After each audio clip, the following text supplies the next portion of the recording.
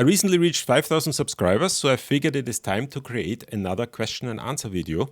I've actually not done one of those for quite some time. And I recently also got a lot of questions regarding binaural audio and what the difference is to stereo audio. So let's talk about binaural audio. Let's get started.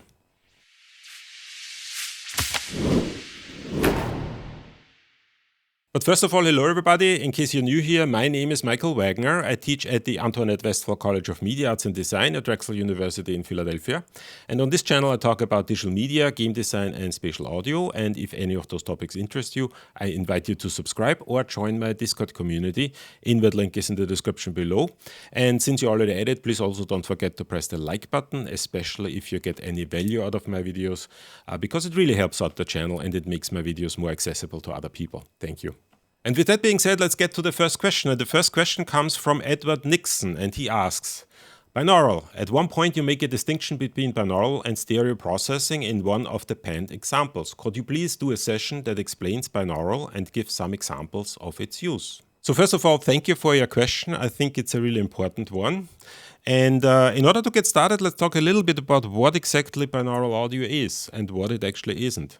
Now, many people think of binaural audio as something that is revolutionizing the way we listen to audio. It is making your audio sound much more spatial, much more immersive. But that's actually not really the case, or at least it's not its main purpose. It's not revolutionizing the way we hear audio. It's just a different way of looking at audio. Instead of looking at audio as something that is reproduced by your speakers, the way you look at binaural audio is that you are trying to reproduce the audio in exactly the way it would enter your ears. So you're taking your head, the geometry of your head, the geometry of your ears, the geometry of your ear canals even, into consideration in order to reproduce the audio in a very, very natural way. Now, the obvious application would be kind of listening with headphones. Because if you listen with headphones and you have a regular stereo signal, you actually listen to it in a very unnatural way because you have the left signal and the right signal completely separated. In binaural audio, you're kind of converting that into something that sounds realistic, that sounds like you're in a real space, that sounds like you have two speakers in front of you or maybe 12 speakers around you. So something that's really kind of consistent with the way you would hear it in a regular three-dimensional space. Now, the way this is done is through something that is called a head-related transfer function. Now, it is head-related because it takes your head into consideration. It, once again, takes the shape of your head into consideration, the shape of your ears, the shape of your ear canal. And it is a transfer function because it transfers the audio signal that is carried on a multi-channel signal in general, if you're working with spatial audio, into a stereo signal that carries the binaural audio, and that is a transfer function. So it is a head-related transfer function. Now, the one thing that a lot of people don't understand is that if you're working with binaural audio, technically what you would have to have is the specific head-related transfer function that is specific to your particular head, right? So binaural audio is fundamentally individual. Now, obviously, this is not something that we can do on a large scale, right? So if you're distributing audio over YouTube or over any distribution services, you can't do it in such a way that you are kind of encoding it for each person individually. So what is generally done is that you're using some sort of an average head-related transfer function. And that means that it's sort of okay, but it's not completely okay. Now, ideally, you would have a way to personalize your head-related transfer function, and companies are starting to do that. If you're working with Apple AirPods, you might have noticed that they started to have a personalized head-related transfer function option. So when you're working with those, you can actually kind of make a picture of your ears and then upload your ears, and it will actually calculate a somewhat optimal head-related transfer function, but it's still not completely accurate. So be aware that if you're working with binaural audio, it is something that is very individual, and the specific head-related transfer function that you're using might not be useful for your audience. So there might be people that might not kind of think that this is sounding particularly good because their head has a very weird shape or their ear canal has a very weird shape, and therefore the head-related transfer function that is used does not really fit their particular head. So just be aware of that. Now, what's the application. Now, obviously, the application is listening with headphones, right? So if you're having an audience, or if you're having something that you're distributing, and you know that everybody who listens to that is going to listen to that on headphones, then binaural audio is a good choice. It might make things sound much better than if you would just distribute it in stereo. However, be aware that binaural audio doesn't sound good at all if you're just kind of reproducing it through regular speakers. So if you're working with binaural audio, you need to make sure that your audience is listening to your audio on headphones only. If they're not listening on headphones, binaural audio doesn't make any sense whatsoever. The second question comes from Kevin S., and he wants to know, does this lack of a binaural option within the internal Nuendo 12 Dolby Atmos renderer still apply? And he asked this question in response to a video that I did a long time ago where I looked at the internal renderer. This was the time when Steinberg introduced the Dolby Atmos workflow into Nuendo and Cubase. And around that time, the binaural rendering option was not part of the internal Dolby Atmos renderer within the Steinberg digital audio workstations, neither in Nuendo nor in Cubase. Now, meanwhile, Steinberg has added those options. So I have here a very simple Dolby Atmos project, and let's have a brief listen on how that sounds. So essentially I have a synth loop and a bass loop, and these are going into the Dolby Atmos renderer as objects. So let's just have a listen. And let's open up the Dolby Atmos renderer. So essentially it's coming in at object channels 11 to 14, and I distributed the two tracks in such a way that I have a little bit in front, a little bit in the back, a little bit above. So we essentially have action on all individual channels. Now, with one of the newer releases of Cubase and or Nuendo, Steinberg included the binaural rendering option. In order to access that, what you need to do is you need to go into the downmix section here in the Dolby Atmos renderer, and you simply need to select binaural. So you can select either stereo, that would kind of downmix everything to stereo within the internal Dolby Atmos renderer, or you can choose binaural. So let's just have a brief listen on how that sounds so that we get some sense of what is happening. And the one thing that I should mention is that if I'm leaving everything at 7.1.4, what is going to happen is that the downmix, the stereo downmix to kind of my left and right speaker in my headphones is going to be done by Nuendo. So it's going to use the mix convert in Nuendo in order to downmix that from 7.1.4 to stereo. If I'm changing that to stereo, it's going to use the downmix function within the Dolby Atmos renderer itself. So there's going to be a difference, but the difference is just in the way these downmixes are set up. You can actually kind of adjust the parameters in both in order to make them sound the same. But once again, when I'm going through these different options, the standard settings will actually kind of make sure that these sound slightly different. So let's get started here. So this is 7.1.4. So if I'm changing that to stereo, now the downmix is happening within the Dolby Atmos renderer. So it's going to have a slightly different feeling, and that once again becomes primarily because of the downmix parameters. They are set differently in the Dolby Atmos renderer as they are in Cubase in this particular case, or if I'm changing that to binaural. And you can hear the distinct difference in how binaural audio sounds. The binaural audio sounds, for me in my headphones, it doesn't necessarily sound better, it just sounds different, and it feels a little bit more immersive, but not necessarily better. So just be aware of that. So yes, the new versions of Cubase and or Nuendo have the binaural downmix option included. The third question comes from Relaxation Atmos Nation. And they ask, you didn't explain how to render the binaural track. Could you please make a video on how to set that up?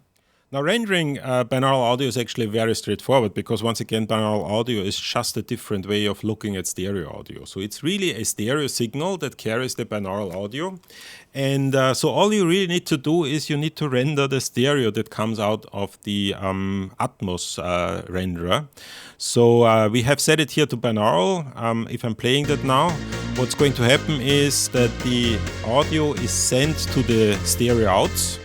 And all I really need to do is I need to render the stereo out, and that's all there is to it. So there's no particular kind of voodoo going on. It's a very, very straightforward process. You just render out the stereo audio, and if you set the Atmos renderer to binaural, it will then render the binaural output of the Dolby Atmos renderer. The next question comes from Mano Calvo, and they ask, and I've included it here because I got this question I think 5 or 6 times, and it's essentially always the same question. If I export the channel stereo out with the Dolby Atmos renderer in Binaural, will I have my WAV in Binaural? Yes, that's exactly what you're going to have. So essentially, once again, you just render out the stereo and you have your binaural rendering. The next question comes from Mayat Nath. I hope I pronounce your name correctly. I find that the binaural rendering of the NX Virtual Mix Room plugin is not the most natural sounding. NX seems to emulate a mixing room, as the name of the plugin suggests, and hence colors the sound. The binaural rendering of the Dolby Atmos renderer in Nuendo or Cubase, or even that from the inbuilt VST Ambi decoder, sounds a lot better. So yes, NX does color the sound. It is a mix room, so it does add a little bit of flavor to the sound in order to make you feel you're in a mix room, especially if you're using one of those mixing room plugins. There are a couple of those that Waves now provides. So if you want to have a true or real binaural downmix, you need to use an appropriate plugin, and there are many different options. And once again, you can simply use the binaural downmix option in the Dolby Atmos renderer, which is certainly good enough. Now, there is also the thing that I've mentioned before, that kind of a binaural downmix uses a head-related transfer function. That head-related transfer function is generally some sort of an average head-related transfer function, and the different plugins use different transfer functions for that purpose. So it might actually be that a particular plugin sounds good to you, but not good for the next person. And so some people might actually kind of disagree with you and might think that the NX rendering is actually perfect because it just fits the way their head and their auditory system works, and they might actually kind of disagree with you. So this is one to be aware of, that if you're using binaural down mixes, if you're working with binaural audio, what you are hearing is not necessarily what other people are hearing, because once again, the binaural down mix takes advantage of a head-related transfer function, and that head-related transfer function might work for you, but it might not work for other people. The next question comes from Time Dog the Horse. That's an interesting username. And the question is, do you not need the Dolby renderer set to binaural mode while you are using headphones? So the question is, if I'm using headphones, is it sort of a requirement to set it to binaural mode or not? And the answer to that is really depends. It might make sense to listen to your output in binaural rendering mode or not. It really depends on what you're using it for. And there is no clear way of saying yes or no. So this is not a requirement, right? So if you're listening to headphones, it can be perfectly fine to just listen to the regular stereo signal. It doesn't have to be binaural. You're getting a different type of signal, so be aware of that. So you're getting the regular stereo output that you would normally listen to on a speaker set. So you're not getting kind of the optimized output for listening with headphones, but it might be your preference. There's nobody who tells you that you have to use binaural rendering. This is not the case. Next question comes from Bruce Rothwell, and he asked a question in response to a video that I did of how to set up Dolby Atmos with Studio One, and for that purpose we use the external Dolby Atmos renderer. And the question is there a way to monitor the Atmos mix in Studio One binaurally, perhaps using features internal to Studio One or using the Acoustica Audio Sienna Sphere headphone plugin? And the answer to that is no. And the reason for that is because you are using the external Dolby Atmos renderer, and therefore the binaural downmix is actually happening in the external renderer. And that means that it is not really happening within Studio One. So you can't really use anything within Studio One in order kind of to convert it into binaural. Now, what you could probably do from a technical perspective is do some sort of a loopback and looping the output channels, so for example the 7.1.4 output, back into Studio One, and then doing some very sophisticated routing within Studio One in order to make sure that you can actually listen to that and kind of convert it into binaural. But that seems a lot of work for something that has very little value. So essentially, if you're working with Studio One and you're using the external renderer, just use the binaural rendering that the external Dolby Atmos renderer provides. It is actually quite good, and there's no really any reason to kind of go back into kind of doing that through Studio One. The next question comes from Amir Haroni, and once again, I hope I pronounce your name correctly. And he asks, is there a way to upload this Cubase Atmos renderer export to YouTube as a binaural audio? And the answer to that is yes, obviously. All you really need to do is you need to take the stereo audio that carries the binaural signal and upload that to YouTube. That's all there is to it. From a technical perspective, binaural audio is a stereo signal. So you just kind of use it as if it would be stereo, upload it. There are no particular additional metadata that you need to provide. You just upload it. The only thing you need to do is you need to make sure that your audience understands that this is audio that needs to be listened to on headphones and it does not sound good on regular speakers. So other than that, just upload your stereo and you will be fine. The next question is very similar and also included that question twice pretty much because I'm getting that all the time. And Harry Carlos wants to know, I want to adhere to YouTube video standards. Do you have to encode the audio in a special way for binaural or add any metadata? And the answer to that is no. It's just regular stereo audio. And once again, you need to make your audience aware that this is meant to be listened to on headphones and not on speakers. But other than that, there are no metadata needed. It's just regular stereo that carries a binaural signal. That's all there is to it. The final question of the day comes from David Hallowell. And I paraphrased it a little. It was a longer question, actually. And the question related to Ambisonics audio and what's the best way to kind of mix things in Ambisonics and then convert it into binaural. And the question reads, a question about particular recording and mixing situation. I have 3 sound sources, an acoustic guitar, a keyboard pad, and a nature setting, so some ambience. I could see it all being almost too much to try to capture all of those in even first-order Ambisonics form. Now, once again, I paraphrased it a little, and his concern was primarily that if he would capture everything in first-order Ambisonics and mix it as Ambisonic signal, it would get a little bit too muddy. There would be a little bit too much going on, a little bit too much ambience all around you. So he was kind of questioning how to deal with that. And he said, I'd lean towards traditional stereo or mid-side for at least the guitar and keyboard, or maybe even the same for the nature sounds. And that was a very, very interesting question because it touches something that I've said in one of my first videos, really, where I was talking about Ambisonics audio. And you might want to go back to those videos. I'm going to probably post a link in the description below. But essentially, the thing is that if you're looking at Ambisonics audio, the first 2 channels are really mid-side and mid and side channel of a stereo signal. So if you're working with mid-side, you're sort of working with Ambisonics. It's a very, very reduced way of looking at Ambisonics, but it is Ambisonics. So what you can essentially do is, instead of converting everything into an Ambisonic signal, you can simply take the stereo signal, convert it into mid-side, and then mix in the mid into the first Ambisonics channel and the side channel into the second Ambisonics channel, and that will work just fine. So what I would suggest if you're working in such situations is just try around and play around with things. You don't have to convert everything into spatial audio. You can simply take the stereo signal, convert it into mid-side, and then mix in mid and side channel directly into the Ambisonic signal, and then simply monitor everything in stereo or binaural or however you want to monitor that, and just choose the way that sounds best to you. In the end, there is no correct way of doing things. It's just a way that kind of sounds best to you, and whatever sounds best to you is the right way to do things. So I would play around with the different options that you have. I think it's a good idea to kind of not do everything in Ambisonics and instead kind of using a mid-side processing algorithm to convert it into some sort of almost a mixed order Ambisonics format and mix it in that way. I think that is probably kind of a very interesting way to go, and I would be really interested to hear what the outcome is.